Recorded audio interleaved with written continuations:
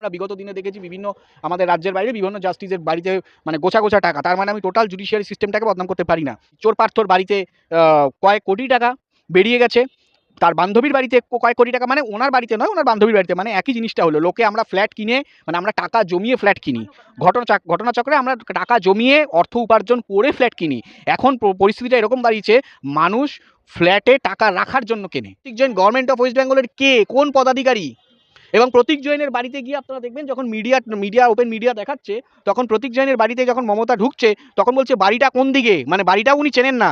পশ্চিমবঙ্গে কটা ইন্ডাস্ট্রি হয়েছে, শিল্প সম্মেলন হচ্ছে, কটা ইন্ডাস্ট্রি হয়েছে বলুন তো, কটা স্কুল তৈরি হয়েছে বলুন তো? এই আশাকর্মী বা মিড ডে মিল যারা আছেন, তারপর যারা কন্ট্রাকচুয়াল স্টাফ আছেন, তারা দিনরাত এক করে খাটছে। আমাদের যারা ভবিষ্যৎ প্রজন্ম, তাদেরকে সুরক্ষিত করছেন, তাদেরকে খাওয়াচ্ছেন, তাদেরকে খাওয়া দাওয়া, মানে আপনাদের ওই মিড ডে মিলের খাবার তাদেরকে যোগান দিচ্ছে।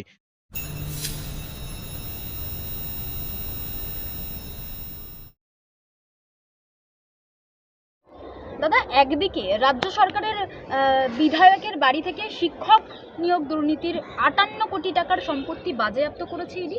অন্যদিকে সামান্য 15,000 টাকা বেতনের দাবিতে 1 মাস ধরে রাস্তায় বসে থাকা গরিব আশাকর্মীদের বলা হচ্ছে তহবিল নেই। রাজ্য সরকারের কাছে অগ্রাধিকারকে দুর্নীতিবাজারের আড়াল করা নাকি পরিশ্রমী কর্মীদের ন্যায্য পাওনা মেটানো? দেখুন, এই সরকার হচ্ছে দুর্নীতির পক্ষে।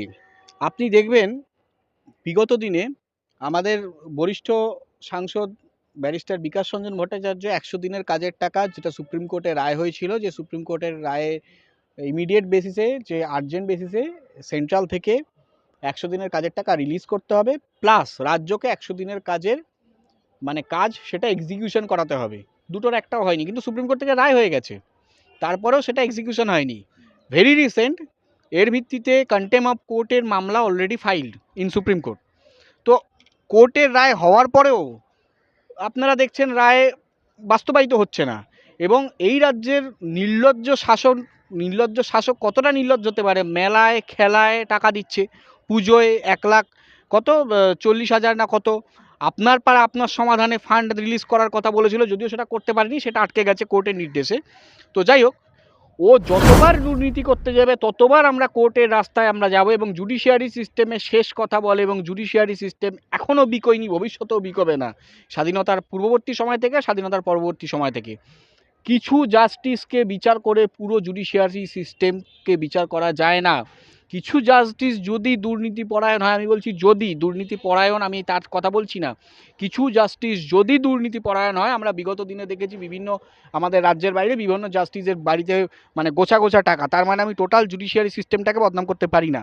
জুডিশিয়ারি সিস্টেম এখনও মানুষের হয়ে কথা বলে, এবং মানুষের হয়ে কথা বলে বলেই রাজ্যের চোর মুখ্যমন্ত্রীকে 15 লক্ষ টাকা বন্ড দিয়েই হাইকোর্টে স্বীকার করতে হয়েছে শিক্ষা দুর্নীতিতে আমার ক্যাবিনেট জড়িত, এবং আমি বন্ড দিচ্ছি, এরকম আর কোনো দুর্নীতি হবে না। ভূভারতে কোনো মানে মুখ্যমন্ত্রী রাজ্যে দিয়েছে কিনা আমার জানা নেই, পূর্ববর্তী সময় যা পশ্চিমবঙ্গে বর্তমানে দিয়েছে। ভূভারতে কোনো রাজ্যে সুপার নিউমারি পোস্ট ক্রিয়েট করে এক্সট্রা মানে পদ বাড়িয়ে রাজ্যের ক্যাবিনেট মুখ্যমন্ত্রী সই না ছাড়া সেই সুপার নিউমারি পোস্ট ক্রিয়েট হয় না, বিলও পাস হয় না। এটা আমাদের সংবিধান অনুযায়ী আমরা জানি। তো সেই সুপার নিউমারি পোস্ট ক্রিয়েট করেছে, এবং সেইটাতে অ্যাপ্রুভাল রাজ্যের চোর মুখ্যমন্ত্রী দিয়েছে, এবং তার ভিত্তিতে আজকে এত বড় শিক্ষা দুর্নীতি, যার ভিত্তিতে আপনারা দেখেছেন ওই চোর পার্থর বাড়িতে কয়েক কোটি টাকা বেরিয়ে গেছে। তার বান্ধবীর বাড়িতে কয়েক কোটি টাকা, মানে ওনার বাড়িতে নয়, ওনার বান্ধবীর বাড়িতে, মানে একই জিনিসটা হলো। লোকে আমরা ফ্ল্যাট কিনে, মানে আমরা টাকা জমিয়ে ফ্ল্যাট কিনি। ঘটনাচক্রে আমরা টাকা জমিয়ে অর্থ উপার্জন করে ফ্ল্যাট কিনি। এখন পরিস্থিতিটা এরকম দাঁড়িয়েছে, মানুষ ফ্ল্যাটে টাকা রাখার জন্য কেনে, মানে টাকা জমানোর জন্য ফ্ল্যাট কেনে, টাকা জমিয়ে ফ্ল্যাট কেনে না, টাকা গচ্ছিত রাখার জন্য ফ্ল্যাট কেনে। এই শিক্ষা দিচ্ছে। আর সবথেকে বড় কথা হচ্ছে এই যে আশাকর্মীদের ব্যাপারটা, ওই যে বললাম, সোজা রাস্তায় কখনো মানুষ এই সরকারের তরফ থেকে তার পাওনা আদায় করতে পারবে না। আপনারা বিগত দিনে দেখেছেন এসএসসি হয়েছে, হয়নি, এখনও ডিএ বাকি। ডিএর রায় প্রিজার্ভ আছে, ডিএর রায় এই জানুয়ারি মাসে বা ফেব্রুয়ারির মিডিলে শোনানো হবে। জানুয়ারি তো হয়েই গেল, ফেব্রুয়ারির মিডিলে ডিএর রায়টা খালি রিজার্ভ রেখেছে, রায় বেরিয়ে যাবে।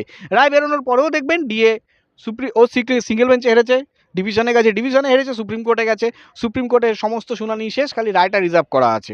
বিগত দিনের আপনারা দেখেছেন আরজি কর ইস্যুতে যত গন্ডগোল হয়েছে, আরজি কর ইস্যুতে একটা অন্য স্ক্যাম উঠে এসছে, হেলথ স্ক্যাম, যেটা কিনা ডেড বডি পাচার। মানুষ এই সরকার এখানে বুঝে নিতে হবে মানুষকে, যে এই সরকার দুর্নীতিগ্রস্তদের পাশে, এবং দুর্নীতিগ্রস্তদের যত রকম মদত দেওয়া দরকার, যত রকম বেষ্টনী দেওয়া দরকার এই সরকার দেবে। আপনি সৎ পথে টাকা পাবেন না। আপনি আজকে দেখবেন কন্ট্রাকচুয়াল স্টাফ, এই আশাকর্মীরা যারা খাটছে, যারা দিন রাত এক করে খাটছে, তাদের উপযুক্ত মাইনে, তাদের উপযুক্ত পারিশ্রমিক তারা পায় না। অথচ বিগত সরকার যখন ছিল তারা কিন্তু এরকম আন্দোলনের শিকার হয়নি। আপনি একটা বড় সড় অভিযোগ তুলছেন রাজ্য সরকার, যে রাজ্য সরকারের পক্ষে যে দুর্নীতি করবে, যেই মানুষগুলো দুর্নীতি করবে তাদেরকেই দলে রাখা হবে। অবশ্যই আপনারা দেখেছেন বিগত দিনে আইপ্যাকে, অবশ্যই বিগত দিনে আইপ্যাকে। আচ্ছা একটা কথা বলুন তো, তৃণমূলের তো আলাদা আইটি সেল আছে, তাহলে ও কোথাকার আইটি সেল?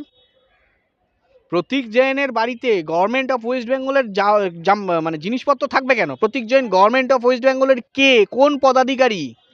এবং প্রতীক জৈনের বাড়িতে গিয়ে আপনারা দেখবেন যখন ওপেন মিডিয়া দেখাচ্ছে, তখন প্রতীক জৈনের বাড়িতে যখন মমতা ঢুকছে তখন বলছে বাড়িটা কোন দিকে, মানে বাড়িটাও উনি চেনেন না। প্রতীক জৈন জানে মমতার প্রাণভোমরা হচ্ছে প্রতীক জৈন, তার বাড়ি কিন্তু চেনেন না। উনি গাড়ি থেকে নামা মাত্র উনি বলছেন বাড়িটা কোন দিকে, কোন দিকে, এই কথাটা বলতে শোনা গেছে ওনাকে। তার মানে উনি বাড়িটা সঠিকভাবে জানেন না কোন দিকে। তাহলে প্রতীক জৈনকে জানে, তো প্রতীক জৈনের অফিসে গেছে, ইডি রেডের মাধ্যমে ভেতরে ঢুকে গেছে, তো সেই মামলাটা কি হলো? সেই মামলা তো হাইকোর্টে খারিজ হয়েছে, বরং সুপ্রিম কোর্টে তাকে যেতে হবে। 3 তারিখ ফেব্রুয়ারি তাকে সুপ্রিম কোর্টে জব দিতে হবে। নট অনলি চিফ মিনিস্টার, ও চিফ মিনিস্টারের জায়গায় বসে চিফ মিনিস্টারের মানে ডেজিগনেশনটাকে কালিমালিপ্ত করছে। চৌর্যবৃত্তি করা চোর মমতা চিফ মিনিস্টারের জায়গায় বসে চিফ মিনিস্টার হিসেবে ও চিফ মিনিস্টারের মানে ইয়েটাকে, যেই চেয়ারে বিধানচন্দ্র রায় বসেছিলেন, যেই চেয়ারে আপনার সিদ্ধার্থ শঙ্কর রায় বসেছিলেন, যেই চেয়ারে বুদ্ধদেব ভট্টাচার্য বসেছিলেন, সেই চেয়ারে ও বসেছে একটা চৌর্যবৃত্তি করা চোর মুখ্যমন্ত্রী, যে আপাদমস্তক দুর্নীতিতে আকণ্ঠ এবং দুর্নীতিতে লালন পালন করছে। বাঙালির লজ্জা, আমার নিজেরও লজ্জা, আমি বাঙালি হয়ে, যে একটা অপদার্থ চোর মুখ্যমন্ত্রী স্বাধীনতার পরে প্রথম ভারতবর্ষে এরকম বসেছে। স্বৈরাচারী হয়েছে, স্বৈরাচারী সরকার হয়েছে, কংগ্রেস আমলে স্বৈরতান্ত্রিক সরকার ছিল, কিন্তু চোর ছিল না। এখন চোর, এটা প্রমাণিত। অভিযোগে দলের বিধায়ক যখন জেলবন্দি এবং তার কোটি কোটি টাকা সম্পত্তি ধরা পড়ছে, তখন সরকার কোন মুখে আন্দোলনকারী আশাকর্মীদের উপর পুলিশি বল প্রয়োগ করছে? মানুষের ট্যাক্সের টাকা চুরির দায় না নিয়ে কেন আন্দোলনকারী গণতান্ত্রিক কণ্ঠরোধ করার চেষ্টা করা হচ্ছে? দেখুন এটাই তো স্বাভাবিক, 2011 পরবর্তী সময় এটা খুব স্বাভাবিক।